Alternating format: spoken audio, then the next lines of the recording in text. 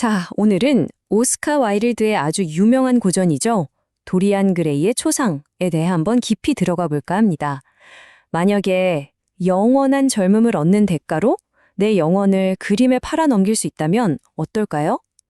바로 그 섬뜩한 상상에서 시작된 한 남자의 이야기, 지금부터 따라가 보시죠. 이야기는 바로 이 문장으로 시작해요. 모든 예술은 표면인 동시에 상징이다. 표면의 아래로 파고드는 자는 스스로 위험을 자초하는 것이다. 와, 뭔가 처음부터 의미심장하죠? 예술, 도덕, 그리고 그 뒤에 숨겨진 진실. 이 소설이 앞으로 얼마나 미스터리하게 흘러갈지 딱 보여주는 문장 같아요. 과연 그 표면 너머에는 대체 뭐가 있는 걸까요? 자, 그럼 본격적으로 이야기 속으로 한번 들어가 보죠. 모든 비극의 시작은요, 정말 눈이 부실 정도로 아름다운 한 청년, 그리고 그의 모든 걸 담아낸 아주 특별한 추상화 한 점에서부터 시작됩니다. 이 이야기의 핵심에는 바로 이 세 사람이 있어요. 먼저 화가 바질 홀워드. 이 사람은 도리안을 순수한 예술적 영감 그 자체로 봐요.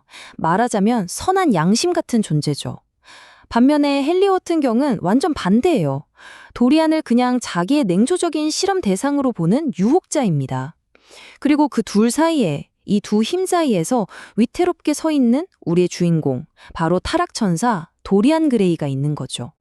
그러니까 도리안의 영혼을 두고 이 두 사람의 세계관이 정말 격렬하게 부딪히는 거예요. 바질은 영혼과 육체는 조화로워야 한다고 믿는 어떻게 보면 선한 쪽이죠. 그런데 헨리 경은 와, 정말 위험하면서도 또 너무나 매력적인 목소리로 이렇게 속삭이는 겁니다. 영혼을 치유할 수 있는 건 감각뿐이야 라고요. 정말 아찔하죠? 바로 이 말. 살게. 자네 안에 있는 멋진 삶을 살게. 세상에 젊음 말고는 아무것도 없다네. 헨리 경의 이 말이 도리안의 마음에 아주 위험한 씨앗 하나를 탁 심어버립니다. 젊음이 최고다. 그러니 모든 쾌락에 몸을 던져라. 이렇게 부추기는 거죠. 그리고 바로 이 한마디가 도리안의 운명 전체를 바꿔놓게 됩니다.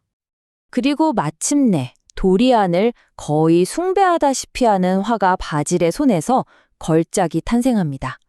이 초상화는요, 도리안의 그 완벽하면서도 곧 사라질 아름다움을 정말 남김없이 그대로 담아냈어요.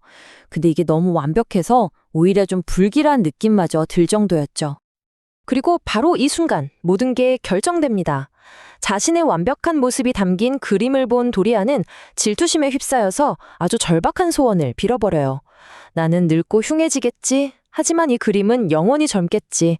차라리 내가 젊음을 유지하고 이 그림이 대신 늙고 추해졌으면. 정말 간절하게요. 그리고 믿을 수 없게도 그 소원이 이루어지고 맙니다.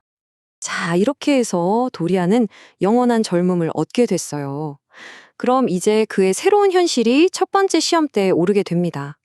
사랑과 잔인함이 충돌하는 사건을 겪으면서 그의 영혼에 지울 수 없는 첫 번째 얼룩이 생기게 되죠. 그 얼룩의 시작은 바로 이 여성, 시빌 베인입니다. 도리안이 첫눈에 반한 사람인데요. 당시 17살의 아주 천재적인 여배우였어요. 도리안은 무대 위 그녀의 연기를 보고 뭐랄까 그녀라는 사람보다는 그녀가 보여주는 예술 그 자체와 미친 듯이 사랑에 빠져버린 거죠. 그런데 여기서 정말 비극적인 아이러니가 생겨요. 시빌이 도리안과 진짜 사랑을 하게 되면서 더 이상 무대 위에서 가짜 감정을 연기할 수가 없게 된 거예요. 그러니까 현실의 사랑을 알게 되니 연기가 가짜라는 걸 깨달아버린 거죠.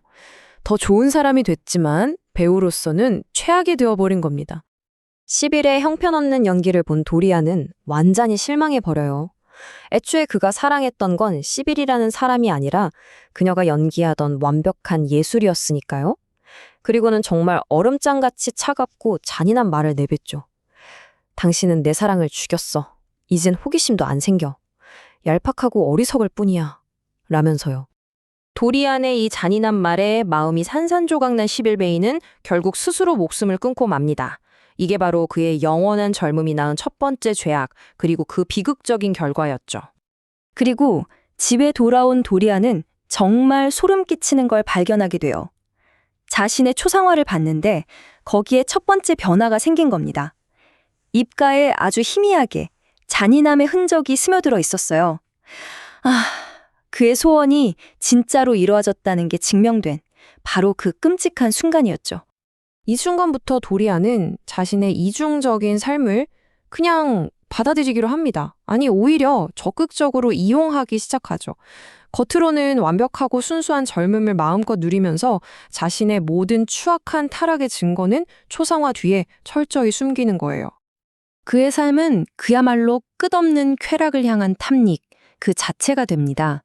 온갖 향수의 효과를 연구하고 희귀하고 이국적인 악기들을 모으고 아주 비싼 보석들에 집착하죠.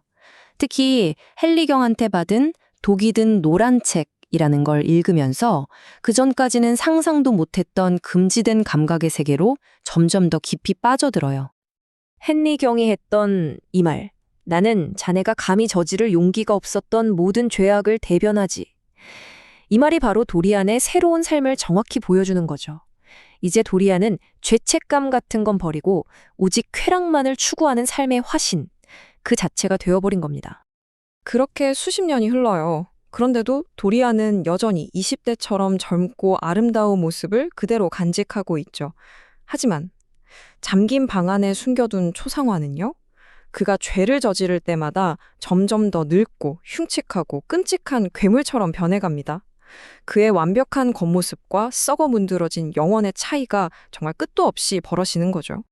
하지만 영원할 것 같던 그의 삶에도 끝이 보이기 시작합니다.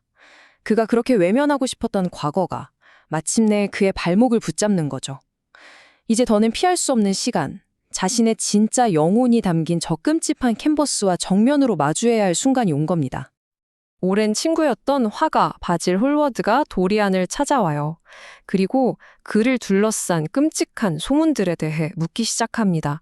왜 자네 주변의 젊은이들은 다들 그렇게 파멸해 가는지, 자네의 명성은 어쩌다 이렇게 더러워졌는지 진심으로 걱정하며 추궁하는 거죠.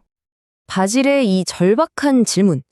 죄악은 사람 얼굴에 드러나는 법인데 어째서 자네의 우정은 젊은이들에게 그토록 치명적인가? 이게 정말 핵심을 찌르는 말이에요. 바질 입장에서는 도저히 이해가 안 되는 거죠. 도리안에 대한 소문은 하나같이 끔찍한데 정작 그의 얼굴은 수십 년 전처럼 티 없이 맑으니까요. 이 모순을 받아들일 수가 없었던 겁니다. 결국 이 이야기는 우리에게 아주 강력한 질문 하나를 던지는 것 같아요. 여러분, 사람은 자기 자신의 양심을 죽여버릴 수 있을까요? 이 질문에 대한 도리안의 대답이 이제 곧 펼쳐질 끔찍하고 폭력적인 클라이맥스로 이어집니다. 상황은 정말 순식간에 파국으로 치닫습니다. 첫 번째, 도리안이 공포에 질린 바질에게 그 끔찍하게 변해버린 초상화를 보여줘요. 두 번째, 자신을 비난하는 바질에게 걷잡을 수 없는 분노를 느끼고 칼을 들어 그러니까 자신의 양심을 상징하는 그를 살해합니다. 그리고 세월이 흘러 죄책감에 시달리던 그는 마지막으로 결심하죠. 이 모든 죄의 기록인 그림 자체를 없애버리기로요. 도리안은 바질을 죽였던 바로 그 칼을 집어듭니다. 그리고 이 그림만 없애면 자신의 추악한 과거와 썩어버린 영혼을 영원히 지워버릴 수 있을 거라는 희망으로 그림의 심장을 그대로 찔러버립니다. 자기 자신으로부터 벗어나기 위한 그의 마지막 필사적인 몸부림이었죠. 그리고 소설의 마지막은 이 정말 소름 끼치는 묘사로 끝이 납니다. 사람들이 방에 들어와 보니 벽에는 주인의 마지막 모습 그대로 그 눈부신 젊음과 아름다움을 고스란히 간직한 완벽한 초상화가 걸려 있었어요. 그리고 바닥에는 쭈글쭈글 늙고 흉측하고 혐오스러운 얼굴을 한 시체 한 구가 누워 있었죠. 그 시체가 바로 도리안 그레이였습니다. 결국 초상화를 파괴하는 것은 자기 자신의 영혼을 파괴하는 것과 같았던 거예요. 영원한 젊음을 얻은 대가는 결국 자기 자신의 완전한 파멸이었습니다.